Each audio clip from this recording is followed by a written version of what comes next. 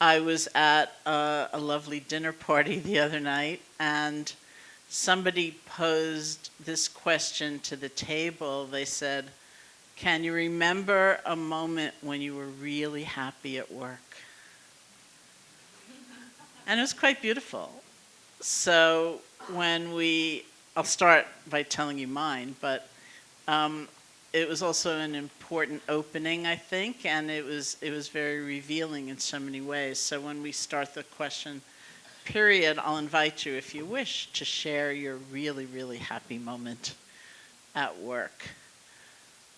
A lot of times, and of course this is what I discovered in exploring this book, a lot of times people are more focused on being really unhappy at work. And in fact, when I first sat down with my editor, who's sitting in the back, along with a number of wonderful people from Workman who published this so beautifully, she said to me, "What do you want your chapter titles to be? What do you want the headings to be?"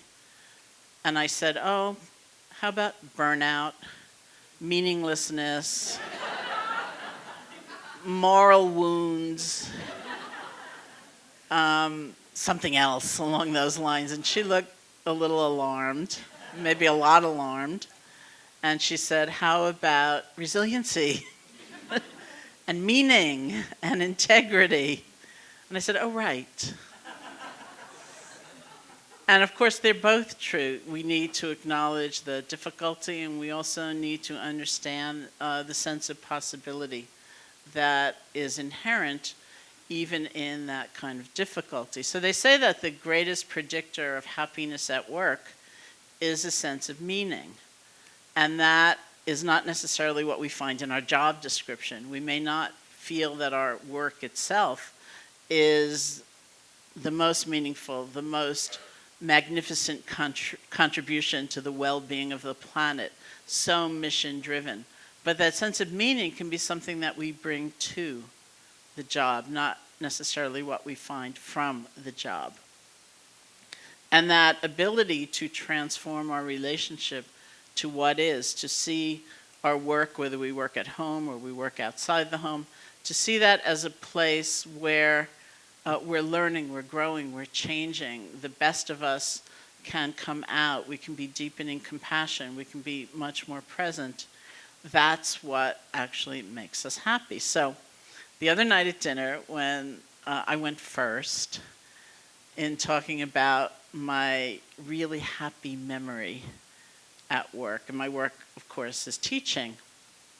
Nowadays also writing, but for most of my life it's been teaching meditation. So what I said was this. I told the story about meeting my colleague Joseph Goldstein in India in 1971, January of 1971, which is when I began meditation practice. And when I came back from India in 1974, I came back with one of my own teachers, this woman named Deepama, having told me to teach. So she kind of made me a teacher. And Joseph was already back. He had left India maybe 6 months before I had.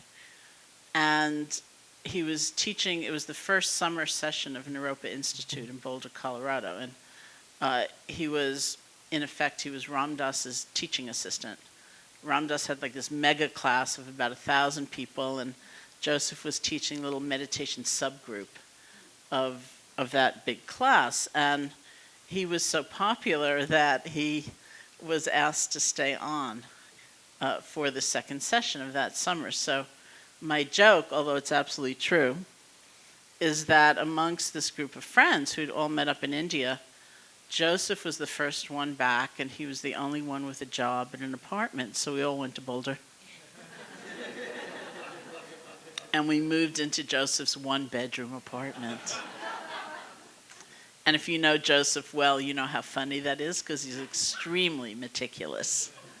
And all of a sudden, there was this crowd living in his apartment. And I began teaching with Joseph and ended up staying on for the second session. And then we were invited to teach retreats. And it was kind of haphazard. He and Jack Kornfield and I we'd get a letter, and we'd respond to the letter, teach the retreat. And then at the end of that retreat, we never knew if there was going to be another retreat until there was another letter. So in that whole early period, I was 21 years old, and I was very frightened. I was very shy. I couldn't imagine doing a talk in front of other people. I was okay in the sense of meeting people one-on-one and talking about their meditation experience and trying to coach them or trying to guide them in some way, but I was absolutely petrified at the notion of giving a talk. And as I said the other night, Joseph and I were in India for some significant amount of the women's movement and missed it. So when we were back there and I wouldn't talk, and Joseph was speaking every night, all of these people would come up to him and just blast him, like, why won't you let her have a voice? And he would say, I would love to have a night off, if only she would give a talk. And then when I was sort of forced to have to give talks, I would only give talks on loving kindness. Because I figured, okay, if my mind goes blank and I just don't know what to say, I can always start leading a guided meditation. So I have an out. And actually, at home in Barrie, I have like a pile of tapes of loving kindness talks. And then one day, I just had a different level of understanding, and I realized it's actually not about me. It's about loving kindness anyway. Whatever the topic, whatever the method that I'm trying to elaborate on, whatever the nuance or subtlety of the teaching, it's all about loving kindness. It's all about connection.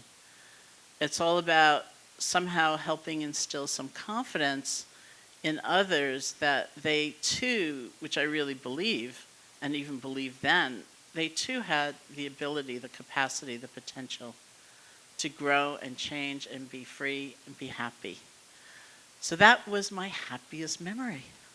It was like, oh right, when I kind of stepped out of the way, and it's not about me.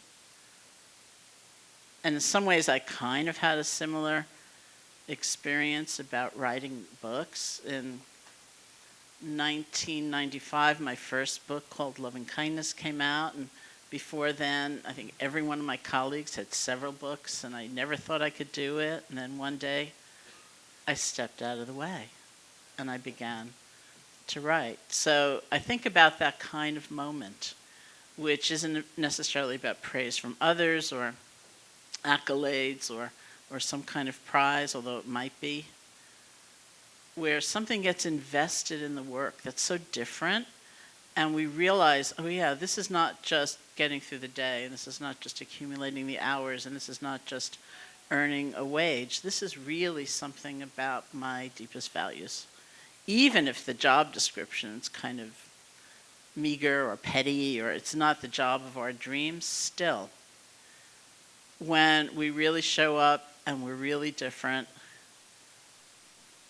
then we get quite happy. So what is maybe my favorite story in the book, although I always hesitate to say that because there's stories about several of you, no doubt, in this book. I always asked permission, and I always asked, in fact, two of you are right in my sightlines. I always asked if I could use your name if you wanted a pseudonym, and I always allowed people to choose their pseudonym, which was also a very interesting process. Actually, the three of you right in my sidelines. There's a lot of stories in the front row over there. But this is my favorite story, and it has to do with, I was here in New York City. I was kind of in this area, a little further downtown, and I was trying to get a taxi to go to Midtown to hear Thich Nhat Hanh give a lecture. I forget exactly where he was speaking, but somewhere in Midtown. And it was one of those times, you know, when the shift was changing, and as you know, taxis will sometimes stop even though their lights are off, and they'll ask where you're going. Because if where you're going is close to where they need to turn in the cab, they'll take you as the last fare. So This guy was nice enough to take me. I got in the cab, and we started driving, and we got caught in the most unbelievable, unthinkable, hideous, horrible traffic. It was just like, I'd never seen anything like it. And my first thought was, oh great, I'm going to miss the lecture. And then I felt really bad for the cab driver. I thought, I don't know if he gets penalized, I don't know if he has a fine, I don't know what happens if he turns in the cab late, but he's definitely turning in this cab late. So I said to him, I am so sorry. I'm so sorry that you're going to be late, and I've never seen traffic, anything like this. I'm just so sorry. And he said to me, oh, madam, traffic is not your fault. And then he said, nor is it mine. And my first thought was, I don't even have to go here, Thich Nhat Hanh. Like, I just had an enlightened cab driver. And then I thought, I was really impressed. I thought, how cool is that? Like, here's this guy, how many times a day is he blamed for something that's actually not his fault? A bridge closing, terrible traffic, some erratic driver somewhere. And for him to have the wisdom and the self-knowledge and that kind of sense of dignity to be able to say, nor is it mine. I thought, wow, that is so incredible. And he changed my day. And I made it to the lecture with like 1 second to spare. I like catapulted into my seat, and Thich Nhat Hanh walked on the stage at the same time. So that's the kind of experience that I mean, that we can bring who we are in an authentic way to the workplace. And whether that particular form of work is our greatest passion or not, we can find meaning, connection, and therefore happiness in it. So the book is sort of a description of what I first consider the 3 major aspects that they form like the platform for that ability to have authenticity and connection and presence and wisdom. And these are the cornerstones of meditation practice. If you think of meditation as a kind of skills training, it's a training, first of all, in concentration, being able to have some greater stability of our attention. Whether you're an experienced meditator or not, you likely know that we can be pretty distracted or scattered. Even if you sit down just to think something through, very commonly, we're pretty quickly gone. Our minds jump to the past, and we go over and over and over some situation where maybe we're filled with some kind of regret. I should have said more. I should have said nothing. Why did I show up? Why did I, why was I late? Why was I early? Whatever it was. And we're not going over it with an eye to somehow making amends or learning. We're just going over it and over it and over it and over it. Or our minds jump to the future and we create a scenario that has not happened and may never happen. And we're filled with anxiety about that, which is not like fruitful planning, right? It's just a kind of rumination. So we see that, and we also sense a tremendous amount of our life's energy that is just wasted as we do that. So the training in concentration is like a training in stabilizing attention. It's the great return of all of that energy so that it does become available to us and we're empowered by that. It's also a process of kind of integrating our being. One of the life manifestations of that kind of distraction is a sense of fragmentation. It's the way we can have so much role identification in our lives where people often say, I feel like I'm one person at work and another person at home. Or my very favorite example of that still remains, I was teaching somewhere in New York City and someone raised her hand and she said, I feel filled with loving kindness and compassion for all beings everywhere as long as I'm alone. But once I'm with others, it's really rough. And everyone laughed because we knew exactly what she was talking about. Or we might feel really fine being with others, but very ill at ease being alone. So our lives can feel like they're so cut apart and separate, so fragmented. So the same process of training and concentration helps us gather all those disparate parts and kind of weaves them together. So we have a very different sense of integration in our being. And we say that meditation, of course, is a skills training in mindfulness, which in the book I mostly call balance, because there's a quality of balance inherent in mindfulness. Mindfulness classically means this ability to be aware of what's happening in the moment without our perception being so distorted by bias. Maybe, for example, there's an emotion we think we shouldn't feel. After all, I've been meditating for 40 years. That shouldn't be there anymore. And perhaps as soon as that very emotion comes up, because of that reaction, one pushes it away. We're afraid of it. We don't want to admit it. We want to deny it. Or maybe we have a tremendous habit of projection. Something happens in the moment, and right away, what's it going to feel like next week? What's it going to feel like next month? What's it going to feel like next year? As though we knew it was never going to change. So the possibility of training, and it's an actual training in mindfulness, is a way of relinquishing the hold of some of those projections and assumptions and so on. This is actually my favorite example these days of mindfulness. Let's say you're on your way to a party and you run into a friend, and the friend says, "You know who I just met today? That new colleague of ours, that new person who's gonna be working with us, and they're really, really, really boring." And then you go to the party, and who do you end up stuck talking to but that very person you've just been told is really, really, really boring? So what's the likelihood you're really going to listen to them? What's the likelihood you're really going to look at them? Not very likely. More commonly, we're thinking about the 50 emails we need to send, or the 15 people we can see that we'd rather talk to than this really boring person. And sometimes we realize that, and we realize, you know what?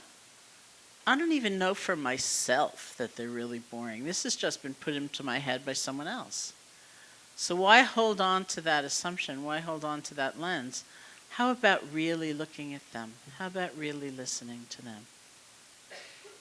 And if we do, maybe we leave the party and we think, oh, that new person that I'm going to be working with, they are so boring. But maybe not, because life is full of surprises when we pay attention. So it's that reclaiming the integrity of our own vision. That's what mindfulness is. So we see all these different habits and so on.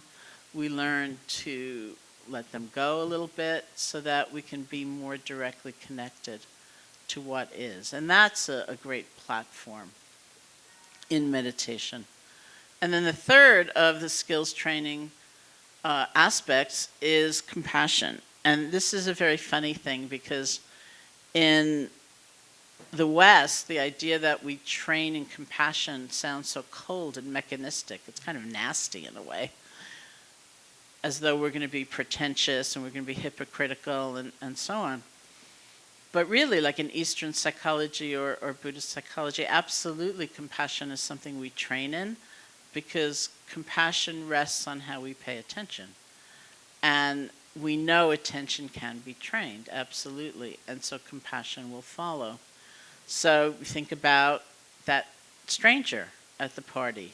Think about the checkout person in the supermarket, the one whom we tend to look right through rather than look at. Think about all those who become somehow part of the other, not even through antipathy or prejudice, but just indifference. They don't count, they don't matter. And imagine paying attention in a different way. What follows is a very genuine, a very authentic recognition of connection. We may not know them, we certainly may not bring them home with us, they may not become our best friend, but they do matter, they do count, because everybody does. And so that recognition will follow how we pay attention. So these three are like the platform: training in mindfulness or balance, concentration, and compassion. And out of that, as emergent properties, come some of these other qualities and aspects and attributes that we also can strengthen very deliberately. This list of 8 pillars of happiness actually came from all of you. It came from the opportunity that I have to speak to so many people. When my book Real Happiness came out, also in the winter, it was 2 years ago in January. The title of that book is Real Happiness, The Power of Meditation, a 28-day program. So February conveniently has 28 days, of course, and Ambika Cooper over there, sometimes I like doing this, it's like the interdependence game. Oh, there's my editor back there. There's Ambika over there. So Ambika devised this challenge for that February, and actually we do it every February. We're going to do it again this next February, where people are invited to go onto my website and blog or comment about their experience of 28 days of meditation. That's not 28 days of 18 hours a day. It's kind of reasonable. But we asked people to please be honest and said, unless it actually happens, please don't say, I sat down for 3.5 minutes and I floated away in a sea of bliss. And actually nobody said that. So I guess it didn't happen. But people talked about tremendous transformation and changes and all kinds of experiences. And it also became clear that one of the most challenging arenas for bringing that wisdom forth and having it be real was work. And there were so many places where people work. The people contributing, the people who are kind of part of my community of students include everything from artists and writers and hedge fund managers and firefighters and an undercover policewoman. I won't tell you where she is. And a longshoreman. I mean, it was just like so many people from so many different walks of life and so many kinds of livelihood. And it was really fantastic to hear from them and to also sense some of the common threads people were describing about the challenges and about what they were discovering would really bring a greater happiness at work, or the ability to take what was happening in their meditation, their formal meditation practice, and make it real in this kind of intricate, sometimes very difficult arena. And those were things like resiliency and meaning and integrity, communication, all kinds of ways that we take mindfulness, concentration, and compassion, and we get creative with them and manifest them in a whole bunch of other ways. So I want to leave a lot of time for you all, so I'm going to stop soon. I think since Robin talked about the domestic violence program, I just wanted to talk about one of the many extraordinary experiences that came through in that program. So that was about a 4-year program sponsored by the Garrison Institute, where we brought the tools of meditation and yoga to these mostly women who are doing unbelievable work, incredibly stressful, often unheralded, and unsupported. And we both had retreats at the Garrison Institute or met in the city periodically to check in and see what was going on. It was an amazing experience. We started with frontline workers, and then they themselves apparently were showing such changes that the directors and supervisors and finally executive directors of shelters were coming to us and saying, we want a program too. So then we had a separate program for them, and it was somewhere in there when we were working with directors and supervisors that the women themselves came up with this phrase. They said, we want to establish a culture of wellness at work. And it was really beautiful because you don't know kind of the stretch, the range of that culture. Maybe it's just your desk, maybe it's just you. Or maybe it's a larger arena that you can influence. And so that became the theme, how to establish a culture of wellness. And people were saying all kinds of different things. Like somebody said, well, we're going to try to grow a rooftop garden. And one woman said, I'm going to take a lunch break. And everyone in the room who did not work at a shelter was shocked. We said, you don't take a lunch break? Isn't it in your contract? And she said, oh yeah, it's in my contract, but there's never any time. And there's so much to do, and there's so much responsibility. It's just too selfish to take that time for myself, or so I thought. But now I realize I need it. I need to replenish. I need the break. So then, because we were meeting in these interim periods between retreats here in the city, she would come in and report on how it was going. So the first time she came in, she said it didn't work. I locked the door, but somebody crouched down and looked through the keyhole and saw that I was in there, so I didn't get a lunch break. So a week or two later, we were together again, and she reported back, and she said, it worked. She said, I locked the door and I shut off the light. And then I got a lunch break. So I love that story because there's so many elements to that. Is it okay to take a break? Is it realistic to never think about replenishing yourself or relaxing or somehow being good to yourself? Can you go on in the face of that much suffering and stress? Only thinking about others? Isn't it good to have fun? Like, I thought that was kind of fun. I locked the door and I shut the light. And guess what? Everybody survived for half an hour. And I especially love that phrase, a culture of wellness. And knowing that whatever the range of that domain, we can work to really establish that. Okay, so do you want to sit for 5 minutes? Yes.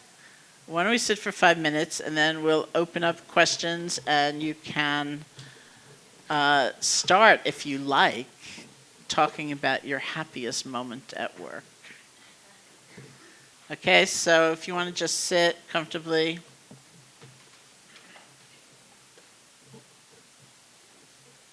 You can close your eyes or not. Let your energy settle.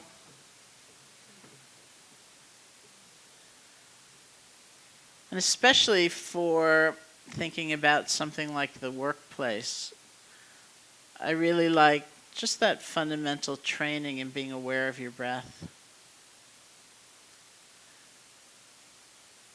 Because this is a tool we can return to even in the midst of the most frantic environment. So let your attention settle on just the normal, natural breath, wherever you feel it most strongly. Nostrils, chest, or abdomen. You can bring your attention there and just rest.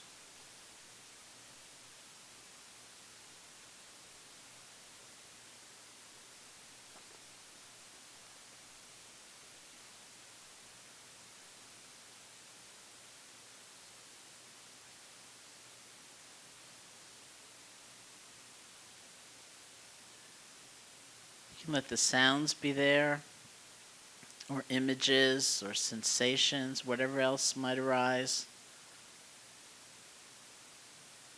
And at the same time, really settle on feeling the breath.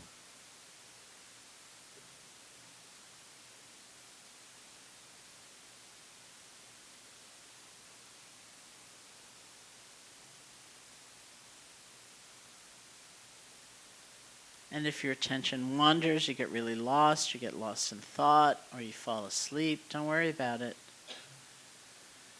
We say the most important moment in the whole process is the moment when you realize you've been gone. You've already been distracted, you've already been lost. You can practice letting go, you can practice beginning again.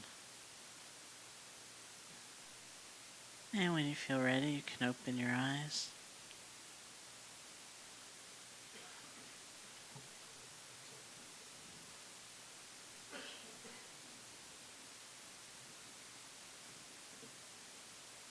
So the wondrous thing is that if you do that for 5 or 10 or 15 minutes a day, then you can kind of punctuate your work day with just those moments of coming back to yourself, coming back to this moment, which brings you right back to your priorities, your values, the things you care about the most, with a breath. Okay, so do you have any questions or comments? Anybody got a really happy experience they want to talk about? So I'm a happiness coach. You're a happiness coach, did you say? Yeah. Oh, good. My happiest moment has been similar to yours in that, well, when I experienced my transformation and found happiness within, of course through meditation, I realized that I woke up to my mission, which was service. And and that goes along the string of realizing that it's not about us, it's about the message. So it takes a little bit of pressure off, a little bit. So my question is, I am obsessed with the transformation process and applying the teachings to daily life in applicable terms. So I'm curious to know about you and what your daily practice is in applying compassion and loving kindness beyond meditation, but when you're not able to, sit, and what that looks like in your daily life. Mm-hmm. Did you all hear that? Okay. Thank you. I do sit every day, by the way, and these days most of my formal practice is an awareness practice. So I don't do that much formal loving kindness practice anymore, although I did it exclusively for about 4 years. That was my only meditation. But I do have a resolve to try to be extending loving kindness whenever I'm waiting. And I count every mode of transportation as waiting. So that's because I figure I'm kind of waiting to get to the other place.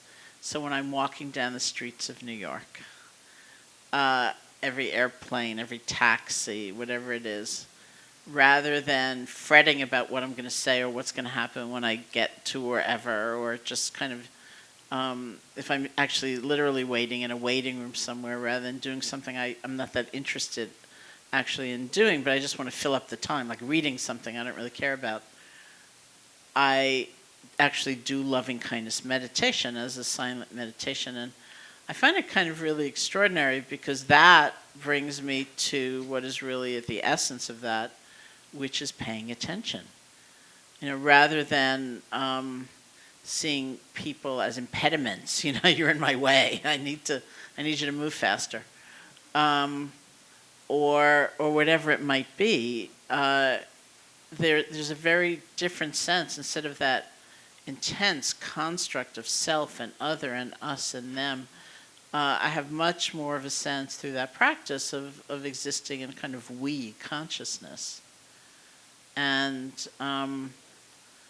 so I really treasure that, and I think it's a viable discipline in a way because the practice of loving kindness,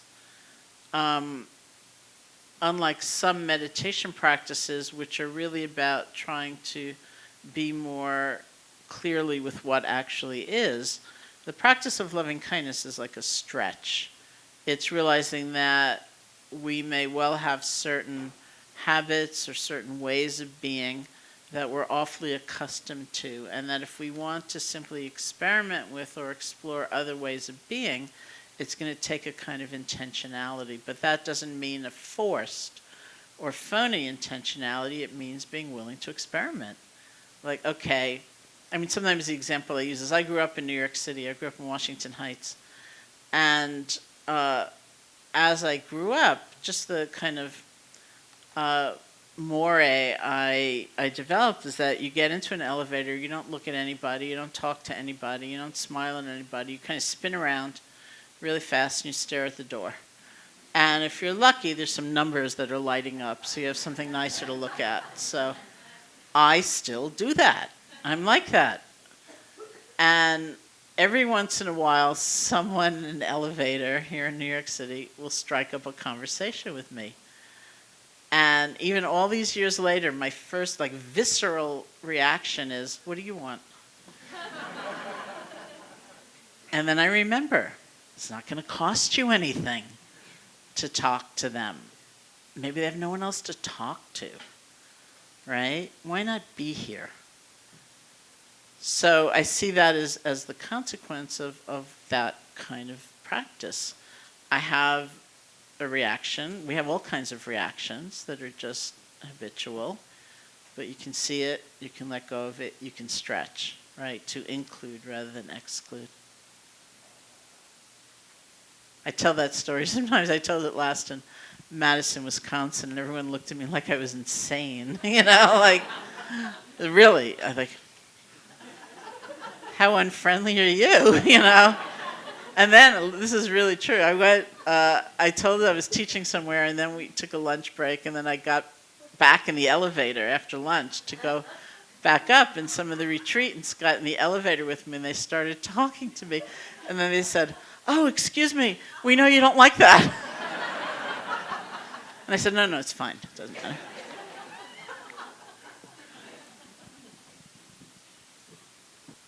Hi, Sharon. My name is Marco. I guess I'm a little nervous right now, but it just felt like I had to just make a comment, and maybe it'll lead into a question. I'm a designer. After I graduated from school, was jumping around different jobs, and finally ended up working for two guys that were just, the only really extreme workaholics that I've ever worked for. We would work couple nights, maybe 2-3 nights a week till 2-3 in the morning. I was actually there for 7 years. So I guess it was, and again, now looking back at everything and seeing how everything is there for you in your life for a purpose. If I've come to realize that now. So I no longer work there. I work for Spike TV here downtown, and when I started my first day at Spike, and it was just night and day, the difference between that work environment. I had never been in that type of work environment. So I think till this day I feel like I'm on vacation at work, which it was sort of like I went from this insane boot camp through all those years to then finally get to now where I am, and I finally realized that it's more of a balance, that to have to go through an experience like I did for 7 years, that prepared me for now. And if you look at just look around at nature, I mean, just you don't even have to look far. Mm-hmm. That's really what everything is doing. Night prepares things for day. Mm-hmm. The earth, the clouds prepare things for certain, everything has a purpose. Now it's just I'm accepting everything. Listening to is that I'm really glad that it happened in that order.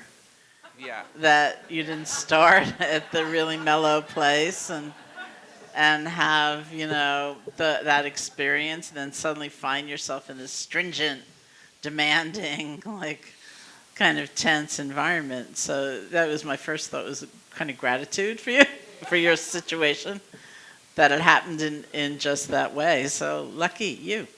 No, that's fantastic, and I really agree that it is a question of balance, and that we can learn even in situations that we come to the decision like this can't last. This is not the right place for me. If you have that luxury, that ability to leave and go somewhere else, but I think we can learn, and we can learn from some very stringent, intense environments that we don't want to carry out, in a sustained way. Although 7 years is a good chunk, and yet it gives us something. It does give us a kind of strength and ability to, well, first of all, maybe not define ourselves only through the eyes of others. For one thing, there's so many ways we can find that sense of meaning, which might be just doing something really well to the best of our ability, and learning greater balance, learning when we're just consumed by the view that others are holding of us, because it could never be perfect. There are several things that have happened since I finished the book, which is always an interesting moment, because then you think, damn, I needed to learn this a while ago, so I could have put it in the book, but it's too late. One was this study that someone did about something called email apnea. The fact that we actually often stop breathing when we're doing email. Oh, God. Oh, God. Isn't that interesting? And take a look next time you're really consumed on the computer. Notice if you're breathing. So I thought that would have been great. And the other thing was I was teaching somewhere here, I think, in the city. And someone came up to me and she said, this last week at work, my boss has just been like a tyrant. She's just been in a very different kind of way, critical and judgmental and unfair. And it was only sitting here meditating that it occurred to me to think, maybe she's going through something. She said, it never even occurred to me, which is another way of saying she's a human being, right? And she might have a lot going on. So I said to her, to this woman, do you have the kind of relationship with your boss where you can ask her? You can actually ask.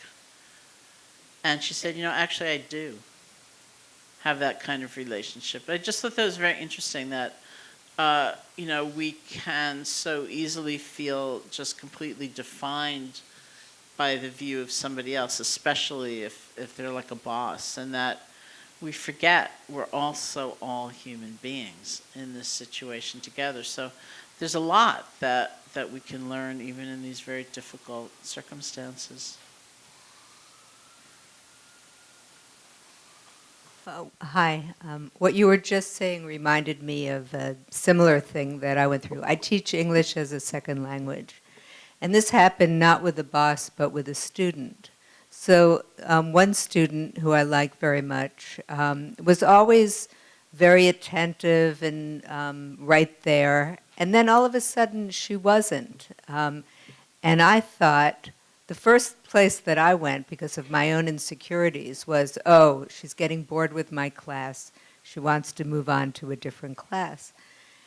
And then, I took stock, and instead I took her out in the hall, and we sat down, and I asked her, if anything was going on with her. And it turned out that she was from Colombia, and she found out that her father is very sick, and she was very worried.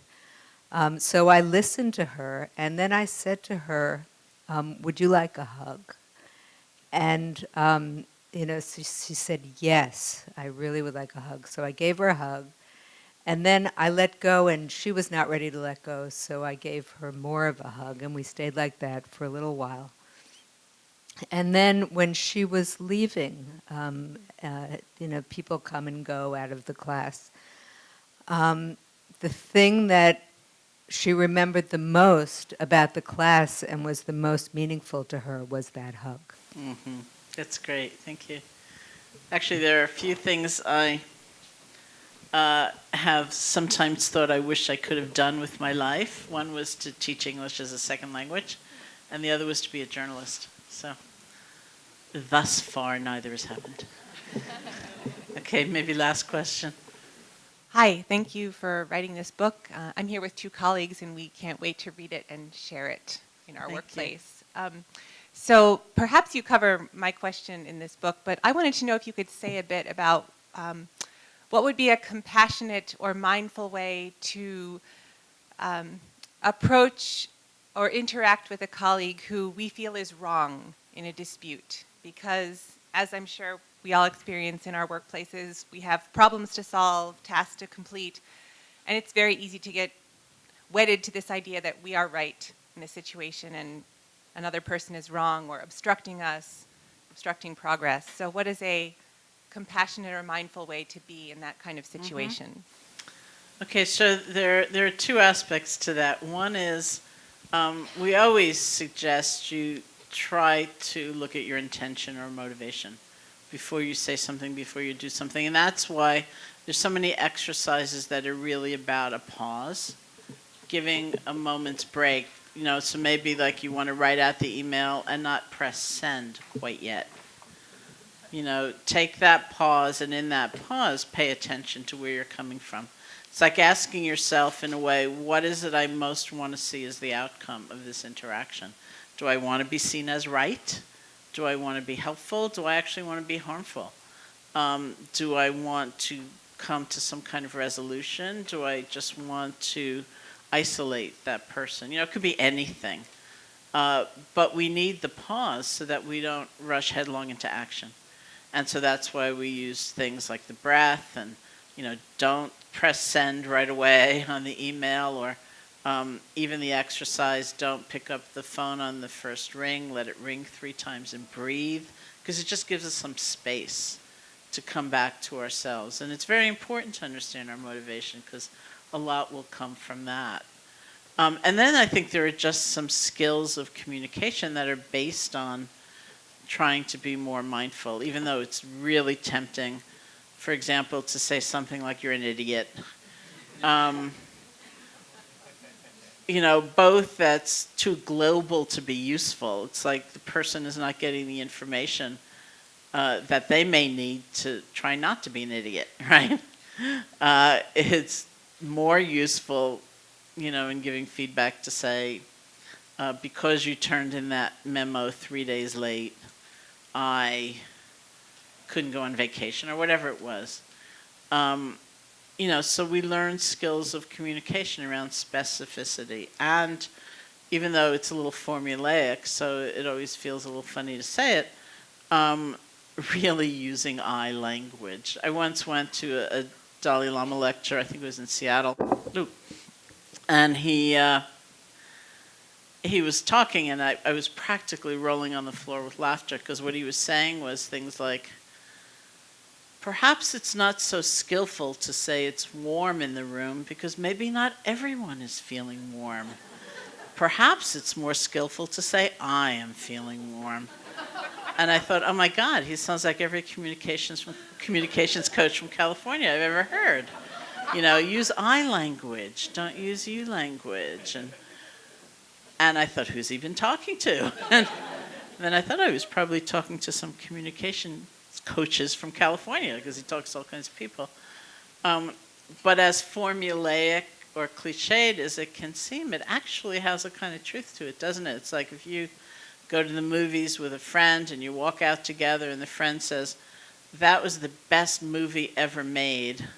There is now not enough room in the universe for you to say, I didn't like it that much. Right? They have now laid down absolute, complete gospel truth. Whereas if you walk out and they say, I love that movie, there is room to say, I didn't like it that much. And then real communication can happen. That's when real dialogue can happen. So it takes a tremendous amount of intentionality and mindfulness and even a willingness to be vulnerable sometimes. Instead of saying you're an idiot, to say I, whatever. But it makes for a very different environment. It's out of that's something perhaps can really change. Okay, we need to stop. Thank you all so much.